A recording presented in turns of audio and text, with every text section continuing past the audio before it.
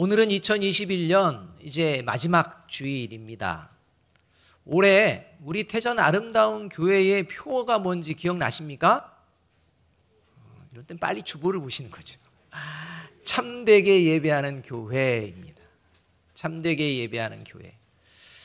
2021년 첫 예배로부터 오늘까지 52번의 예배를 드린 저와 여러분의 예배가 과연 참된 예배가 되고 있는지, 참된 예배로 성숙하여지고 있는지 돌아보며 한 해를 마무리하는 것은 매우 중요하다고 생각됩니다. 왜냐하면 우리 교회의 일종의 목표이기 때문입니다. 우리 교회가 한 해 동안에는 다른 것도 다 좋지만 참되게 예배하는 그러한 교회로, 참된 예배자로 이제 나아가겠습니다라는 그러한 고백을 함께하고 시작했기 때문에 마지막에 우리의 모습을 돌아본다는 것은 중요합니다. 오늘 우리가 읽은 성경 본문에는 삶의 자리에서 처음부터 마지막에 삶의 자리까지 참된 예배자의 삶을 살아간 한 사람의 신앙 고백을 들을 수가 있습니다. 30절 말씀 우리 함께 한번 읽어보겠습니다. 같이 읽습니다. 시작. 그는 흥하여야 하겠고 나는 쇠하여야 하리라 하니라. 공동번역 성경에는 그분은 더욱 커지셔야 하고 나는 작아져야 한다라고 이렇게 번역하고 있습니다. 그는 예수님을 이야기하는 것이고 나는 세례 요한을 비롯해서 이제 세례 요한과 함께 예수 그리스도를 증거하며 살아내는 그리스도인과 교회 공동체를 의미한다고 할 수가 있습니다. 세례 요한의 태어남부터 마지막까지의 삶의 예배의 모습, 그것이 어떤 것이었느냐? 그는 흥하고 나는 쇠하여야 하리라 라는 것입니다. 그런데 예수님은 더욱 커지시고 그리스도인과 교회 공동체는 작아져야 하는 이러한 상황인데 반대로 우리의 현실은 예수님은 점점 작아지고 그리스도인과 교회 공동체는 점점 커지는 그러한 현실은 아닌지 돌아보아야 한다는 것입니다. 다시 말하면 예수님의 이름은 점점 사라지고 저와 여러분이 그리스도인과 교회 공동체로 저와 여러분의 이름과 교회의 이름을 세상에 알리기 위해 그렇게 분주하게 살아가고 힘쓰고 있는 것은 아닌지 돌아보아야 한다는 것입니다. 그래서 전도할 때 예수님을 믿으세요 라는 말보다도 뭐가 앞서느냐? 우리 교회에 오세요 라는 겁니다. 이러한 이야기들을 그냥 스스럼없이 합니다.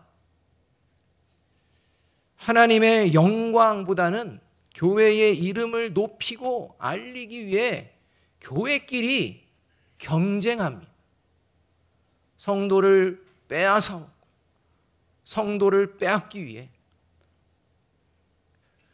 그래서 예전에 저희 아내가 집에 들어가는데 어떤 교회에서 전도지를 나눠주고 있었다고 합니다. 그래서 우리 교회 오세요 해서 저희 사모님이 교회 다니고 있습니다 라고 하는데 우리 교회가 더 좋아요 하면서 얘기해서 저희 아내가 나 사모라고 얘기할까 말까 하려다가 아유 그래요 잘 섬기세요 이렇게 했다는 것입니다. 스스럼이 없습니다. 예수님의 이름은 점점 없어지고 그저 교회의 이름, 성도의 수, 규모 이러한 것들을 따지는 이러한 시대의 모습. 그래서 교회의 규모를 가지고 또 교회 안에서도 직분을 가지고 목사님들끼리 성도들끼리 목에 힘을 주는 서열도 생겨나는 이러한 현실이 과연 예수님이 커지시고 나는 교회는 작아지는 모습이겠느냐라는 것입니다. 이런 현상이 여러분 왜 일어날까요? 확언하건대 딱 한 가지입니다. 주일날 참된 예배 안 드리니까 그렇습니다. 몸은 와가지고 예배 자리에 있는데 참된 예배가 없습니다. 참되게 예배를 드린다는 게 뭔지를 모르기 때문에 실제 그렇게 그냥 살아도 괜찮다고 생각하는 것입니다. 그래서 참된 예배가 중요합니다. 이 참된 예배가 어떤 모습인지를 아주 구체적으로 살아내고 보여낸 존재가 세례 요한이라는 것입니다.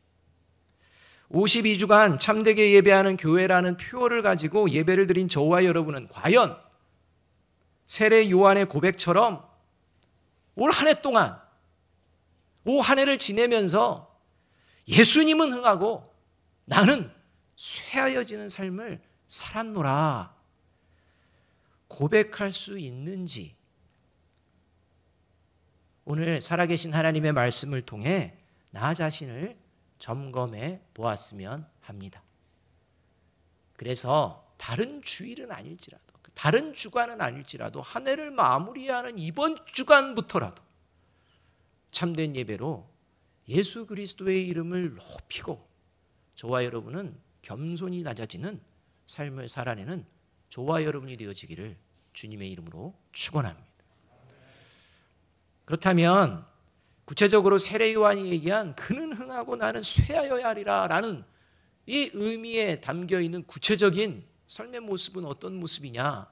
첫 번째, 예수님만이 영원한 생명을 주시는 구원자이심을 믿고 하루를 살아도 그리스도인답게 살아내는 것을 말합니다. 여러분, 저와 여러분에게 삶이라는 이 시간이 얼마나 주어진 것 같습니까? 모릅니다.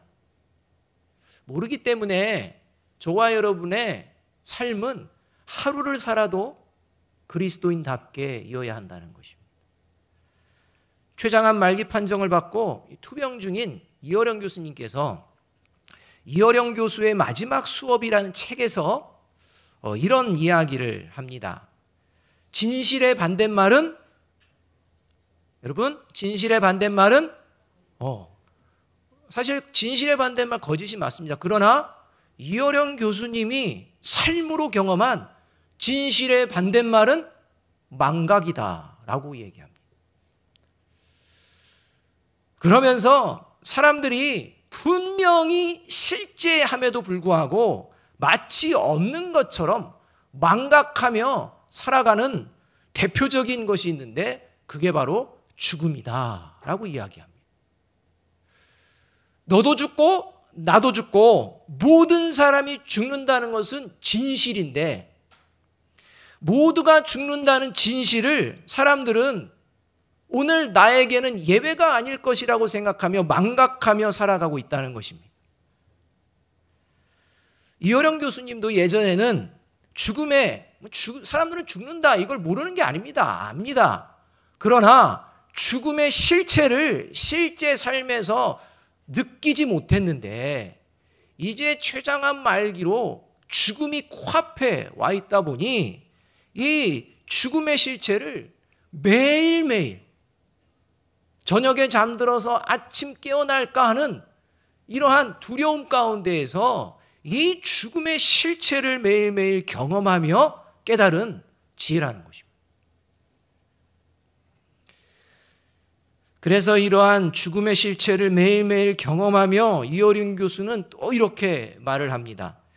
죽음이 무엇인지 알게 되면 삶이 무엇인지 알게 된다. 그러니까 죽음의 실체를 경험하면서 하루하루 자신에게 주어진 삶이 얼마나 소중한지를, 그리고 어떻게 사는 것이 잘 살아가는 것인지를 간절히 기대하며 하루를 맞이한다는 것입니다. 제가 지난주 월요일 백신 3차 접종했습니다. 예약을 하고서 병원을 갔는데 사람들이 얼마나 많은지 1시간 넘게 기다렸습니다. 세상에. 코로나 바이러스로 인해 여러 가지 우리가 어려움도 겪고 빨리 탈출하고 싶은 마음도 있지만 코로나 바이러스로 인해 사람들은 죽음에 대해 다시 생각하게 되었습니다. 코로나 바이러스로 인해서 인간의 한계에 대해서도 경험하게 되었습니다. 그래서 살려고 백신을 맞기도 하고 살려고 백신을 거부하기도 한다는 겁니다. 여러분, 살려고 백신을 맞는 사람도 죽기 싫어서 맞는 것이고요. 살고 싶어서 백신을 거부하기도 한다는 것입니다. 그 안에는 인간의 한계 때문입니다. 못 믿겠다는 것입니다. 이렇게 죽음과 인간의 한계를 2년에 걸쳐서 뼈저리게 경험하는 이러한 현실인데도 불구하고 문제는 죽음을 두려워하면서도 죽음 이후에 어떤 일이 벌어질지 진지하게 고민을 하지 않는다는 것입니다. 그냥 왜냐하면 죽음은 단순히 내 삶이 끝나는 거야 라는 생각에 머물기 때문입니다. 그래서 생명이 내게 주어진 동안 어떻게 사는 것이 잘 사는 것일지에 대한 관심보다는 그저 어떻게 하면 죽지 않을 수 있을까? 어떻게 사는 것이 잘 사는 건지보다는 어떻게 하면 죽지 않고 살아남기 위해 경쟁하며 살아갈까? 어떻게 하면 죽지 않지? 여기에만 온통 관심이 있다는 것입니다. 그러나 죽지 않고 살아남기 위해 아무리 경쟁하며 이기며 살아갈지라도 죽습니다. 그리고 그 죽음이 끝이 아니라는 겁니다. 이게 하나님이 저와 여러분에게 주신 지혜입니다. 죽음이 끝이 아닙니다. 여러분, 죽음이 무엇을 의미하는지를 잘 바르게 알 때 비로소 저와 여러분의 삶의 자리에 가치가 부여됩니다. 여러분, 죽음이 있기 때문에 삶이 소중하듯 죽음이 무엇인지 어떤 의미를 가지고 있는지를 바르게 알 때 저와 여러분의 하루하루의 삶에 가치가 부여가 된다는 것입니다. 그리고 어떻게 살아가는 삶이 가치 있는 잘 살아가는 삶이냐, 이것을 고민하게 된다는 것입니다. 이렇게 죽음의 의미를 알고 살아있는 동안 어떻게 살아가는 삶이 잘 살아가는 삶인지를 확실하게 알고 있는 사람이 세례 요한이었습니다. 당시의 유대 종교 지도자들 몰랐습니다. 세례 요한은 알았습니다.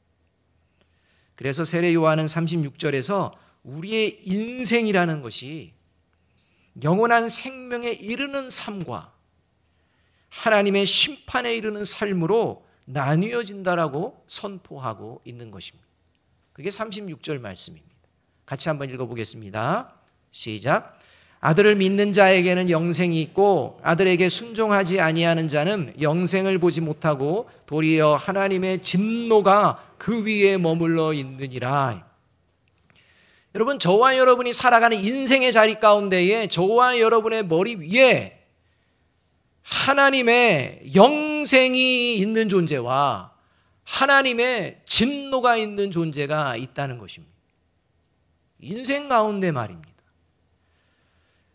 그래서 예수 그리스도를 믿는 믿음으로 살아가는 삶, 그것이야말로 잘 살아가는 삶이고 그 삶의 자리 가운데에 영생이 함께한다라는 말씀을 지금 선포하고 있습니다.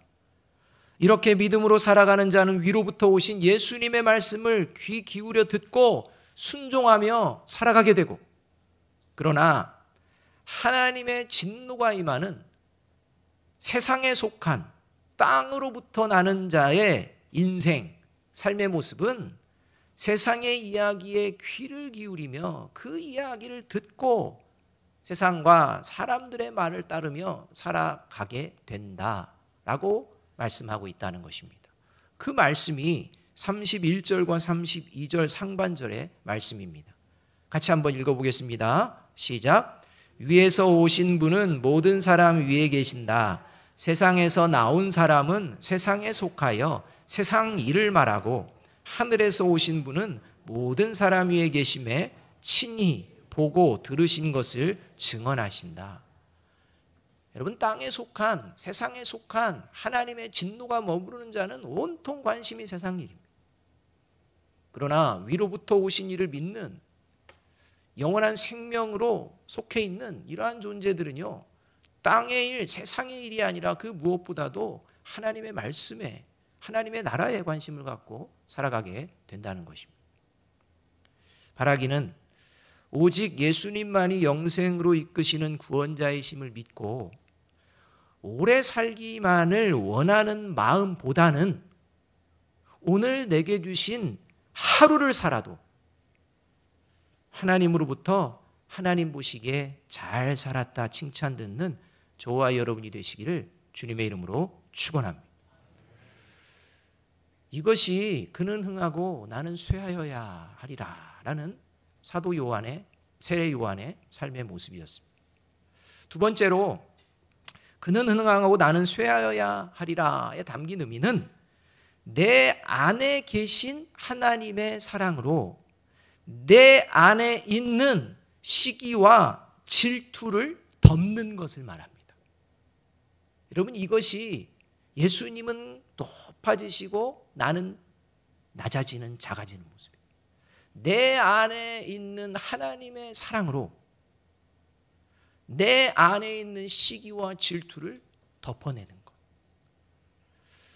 23절과 26절 말씀 함께 한번 읽어봅니다. 시작. 요한도 살렘 가까운 에논에서 세례를 베푸니 거기 물이 많음이라. 그러므로 사람들이 와서 세례를 받더라. 그들이 요한에게 가서 이르되 랍비여, 선생님과 함께 요단강 저편에 있더니 곧 선생님이 증언하시더니가 세례를 베풀매 사람이 다 그에게로 가더이다. 23절에 의하면 세례 요한은요, 물이 많은 곳에서 사람들에게 세례를 주었다라고 이야기합니다. 이 말인 즉슨 세례 요한에게 세례를 받으러 오는 사람이 적었다 많았다? 많았다는 겁니다. 그러니까 세례를 주기 위해서는요, 물이 많은 곳을 찾을 수밖에 없는 것입니다. 그만큼 세례 요한이 하나님이 보내신 자라고 믿고 이 유대 예루살렘 지경에 있는 사람들이 많이 이렇게 몰려들었던 것입니다. 그러니 스승인 세례 요한이 하나님께 인정받고 사람들에게 인정받으니 세례 요한을 따라다니는 제자들이 얼마나 어깨가 으쓱으쓱하겠습니까? 얼마나 자랑스럽고 자부심을 가지고 있겠습니까? 그러다가 이 요한의 제자 중에 한 사람이 유대인과 정결 예식이 아마 세례와 관련된 얘기에 논쟁을 벌이게 된 것입니다. 유대인이요, 그렇게 아마 이제 그 마음을 상하게 했을 것입니다. 야, 너네 세례 요한 선생님이 참 대단한 선생님인 줄 알았는데 너네 세례 요한 선생님보다 더 대단한 선생님이 나타났네. 그 예수님이 더 대단하네. 예수님의 세례가 더 능력이 있는 거네. 그러니까 사람이 다 글로 가지. 봐라, 너네 세례 요한 스승님이 세례 주는 사람들 줄어들고 있잖아. 그러니 더 능력 있는 사람 그 따르는 게 더 좋지 않나? 이렇게 해서 논쟁이 벌어진 겁니다. 그러니 이 세례 요한의 제자의 마음이 얼마나 상했겠습니까? 어느 날 보니 정말 그런 것입니다. 세례 요한에게 나오는 사람들의 일부가 이제는 예수님께로 가는 것입니다. 점점 그쪽으로 더 가는 것입니다. 표현이 너무 과하지만 다 갑니다. 이렇게까지 표현합니다. 그래서 시기와 질투가 일어납니다. 그 마음에 시기와 질투가 일어나서 그 세례 요한을 찾아와서 예수님에 대해서 이야기하는데 어떻게 하느냐? 그 예수라는 존재 있지 않습니까? 그 선생님이 좀 소개시켜 줘가지고 조금 유명세탄, 선생님이 소개시켜 주셔서 좀 이름 좀 얻은 예수가, 이 말은 예수님을 비하하는 겁니다. 세례 요한보다 못한 존재라는 것입니다. 그런 존재가 지금 세례를 주며 사람들 그쪽으로 다 갑니다. 이 말은 뭡니까? 아니, 기껏 소개를 시켜 주었으면 거기서 그냥 알아서 좀 하지. 이제는 다 우리 고객 뺏어갑니다. 다 우리 고객 훔쳐갑니다. 이렇게 얘기하는 것입니다. 무슨 얘기입니까? 교회가 교회 성도 빼올 때 하는 얘기들 똑같은 얘기입니다. 그렇게 예수님을 폄하하는 겁니다. 아주 도둑 같은 이런 폄하를 하고 있는 것입니다. 왜요? 시기와 질투 때문에. 자기들의 스승이 최고였는데, 그래서 자기들도 최고인데 이제는 그게 이제 사라질 것 같으니까 시기와 질투, 이 마음에 세례 요한에게 이제 이야기를 했던 것입니다. 이 말을 들은 세례 요한은 제자들에게 이어지는 27절에서 경고합니다. 하나님께서 사람들을 예수님께 가도록 하셨기 때문에 사람들이 예수님께 가는 것이다. 그런 잘못된 마음 품으면 안 된다. 이렇게 세례 요한이 경고하십니다. 여러분, 이 모습 속에서 땅에 속한 하나님의 진노의 대상인 예수님을 믿지 않는 자들과 또 예수님을 믿지만 참된 예배를 드리지 않고 신앙이 변질된 자들의 그러한 교인들의 특징이 등장하게 되는 것입니다. 다른 사람들보다도 자신을 돋보이려고 한다는 거죠. 그래서 교인들끼리 서로 경쟁합니다. 열심은 내는데요, 그 열심 사이에 경쟁이 있는데 그 경쟁이 선한 경쟁이 아닙니다. 믿음의 선한 싸움이 얼마나 좋겠습니까? 믿음의 선한 싸움이 아니라 뭔가를 돋보이기 위해서 시기와 질투 가운데에 열심을 낸다는 것입니다. 그러다 보니 자기에게 잘하는 사람은 이유막론을 하고 좋은 사람, 자기에게 못하는 사람은 이유막론하고 나쁜 사람, 이렇게 하면서 필요하다면 언제든지 다른 사람에 대한 비방과 험담과 뒷담화에 아주 능수능란하게 하는 이러한 일들이 벌어지게 된다는 것입니다. 여러분, 세례 요한의 제자가 예수님을 비하하고 폄훼하는 정도인데 성도 간에, 교인들 간에 그런 게 왜 안 일어나겠습니까? 디모데전서 6장 3절은 이렇게 행동하는 이유가 예수님의 말씀을 믿지도 순종하지 않기 때문이다, 이렇게 말합니다. 그리고 그러한 자들의 모습이 꼭 세례 요한의 그러한 제자들의 모습이다, 이렇게 얘기해 줍니다. 디모데전서 6장 3절 4절의 말씀 우리 함께 한번 읽어봅니다. 시작. 누구든지 다른 교훈을 하며 바른 말, 곧 우리 주 예수 그리스도의 말씀과 경건에 관한 교훈을 따르지 아니하면 그는 교만하여 아무것도 알지 못하고 변론과 언쟁을 좋아하는 자니 이로써 투기와 분쟁과 비방과 악한 생각이 나며, 이렇게 말합니다.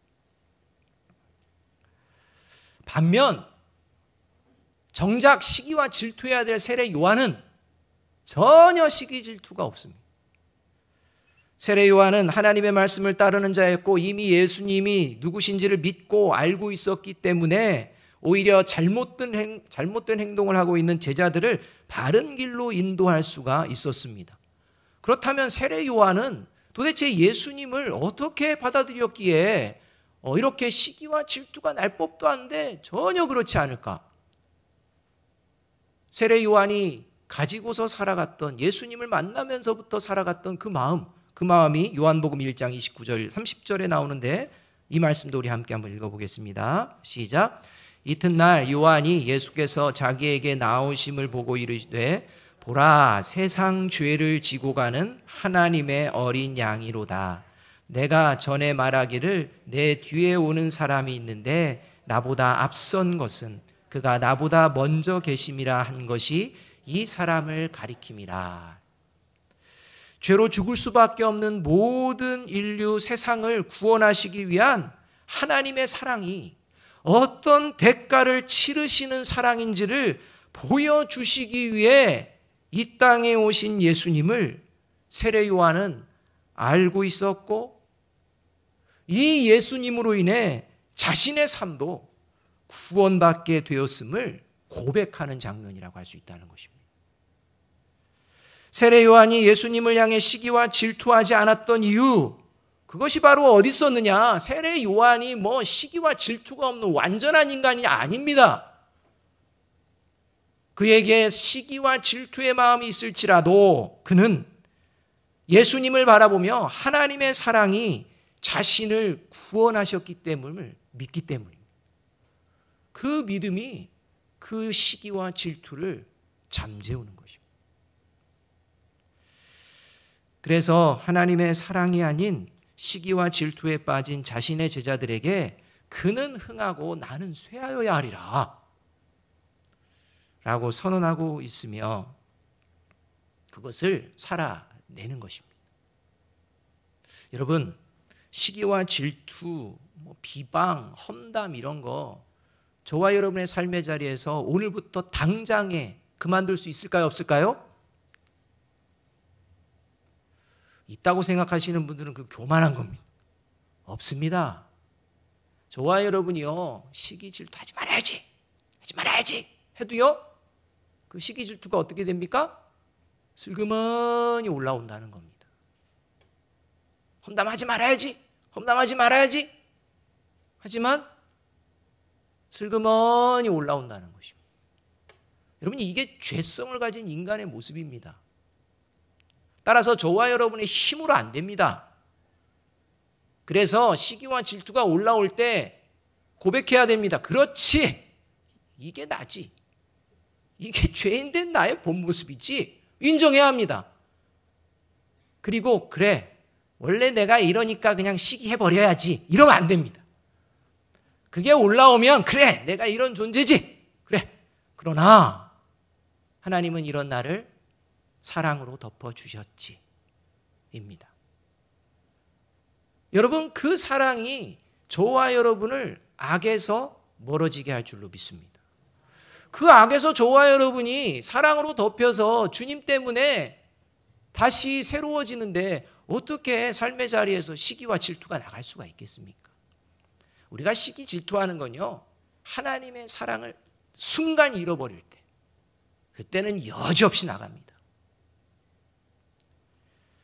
바라기는 저와 여러분 안에 여전히 누군가를 향한 시기와 질투, 미움과 분쟁과 같은 악한 생각과 마음이 남아있다면 그 악한 생각과 마음을 저와 여러분을 향해 베풀어 주신 예수님의 십자가 사랑을 바라보심으로 말미암아 십자가의 능력으로 덮여지는 역사가 일어나기를 주님의 이름으로 축원합니다. 그런 역사를 경험하는 존재가 참된 예배를 드리는 자라는 것입니다. 이것이 바로 그는 흥하고 나는 쇠하여야 하리라 라는 세례 요한의 모습이었습니다. 마지막 세 번째로 그는 흥하고 나는 쇠하여야 하리라에 담긴 의미는 하나님의 뜻이 이루어지기 위하는 마음으로 각자 맡은 사명을 서로 귀하게 여기며 서로 기쁨으로 협력하고 돕는 것을 말합니다. 28절과 29절 말씀 함께 한번 읽어보겠습니다. 같이 읽습니다. 시작. 내가 말한 바 나는 그리스도가 아니요 그의 앞에 보내심을 받은 자라고 한 것을 증언할 자는 너희니라. 신부를 취하는 자는 신랑이나 서서 신랑의 음성을 듣는 친구가 크게 기뻐하나니 나는 이러한 기쁨으로 충만하였노라. 여러분, 그는 흥하고 나는 쇠하여야 하리라 이렇게 이야기하는 세례 요한이요, 어쩔 수 없어서 마지못해서가 아닙니다. 기쁨으로 이야기하고 있다는 것입니다.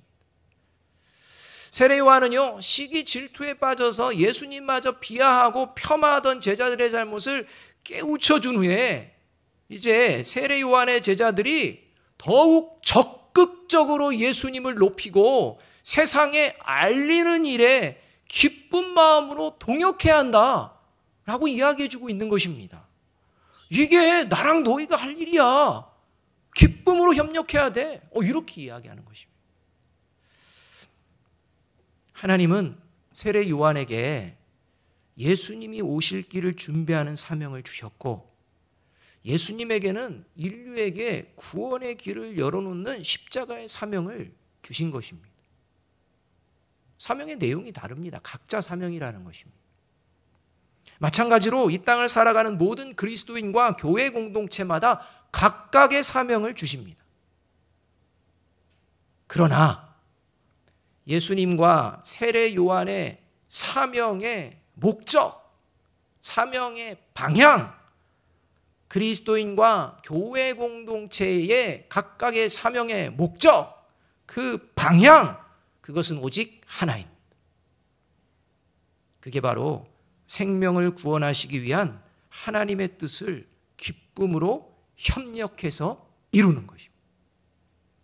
여러분, 이게 참된 예배자들의 모습 아닙니까? 따라서 각각의 사명은 뭐 크고 작은 사명 없습니다.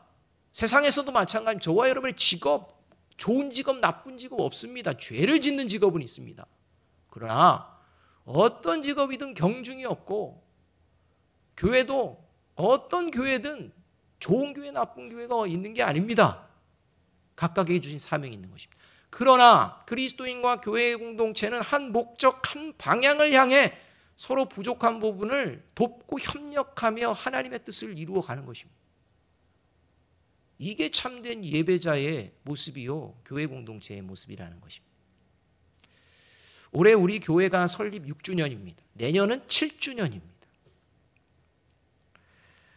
우리 교회는 하나님의 뜻을 이루어가는 건강한 교회가 되기를 원하는 마음으로 이제 교역자와 평신도가 각자의 사명을 가지고, 예전처럼 뭐 교역자가 앞에서 막 이끌어가면서 막 하는 그게 아니라 평신도가 같이 함께 하나님의 교회를 건강하게 세우는 사명을 가지고 예수님의 십자가 사랑과 은혜 안에서 기쁨으로 함께 협력하고 돕는 교회 공동체로 우리 한번 세워봅시다 라고 세워졌고, 그리고 하나님이 기뻐하시는 생명 되신 예수님을 전하는 교회 공동체로 세워내며 6년 동안 달렸다는 것입니다.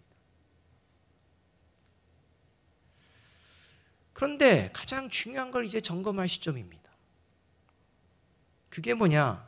저와 여러분의 다름질이 각각 그냥 원하는 대로 달려갔는지, 아니면 하나님의 뜻을 이루기 위해 함께 달려갔는지를 점검해 보아야 한다는 것입니다. 그래서 2022년도 우리가 각각이 아니라 한 방향으로, 한 목적으로 달려가기 위해서, 점검하기 위해서 22년도 교회 표어를 이렇게 정해 보았습니다. 하나님이 주인 되시는 교회 공동체입니다. 사랑하는 여러분, 새해 첫 주일을 맞이하기 전 저와 여러분과 우리 교회 공동체는 올 한 해 예수님은 점점 커지시고 나는, 우리 교회는 더 겸손하고 낮아지고 있는지 돌아보아야 합니다. 바라기는 오늘부터라도 참된 예배자로서 예수님은 흥하고 나는 쇠하여지는 삶을 살아내고 보여내므로 한 해를 잘 마무리하는 저와 여러분, 우리 아름다운 성도들이 되어지기를 주님의 이름으로 축원합니다. 우리 마지막으로 다시 한번 30절 말씀 함께 한번 읽어봅니다. 시작. 그는 흥하여야 하겠고 나는 쇠하여야 하리라 하니라. 아멘. 기도하겠습니다.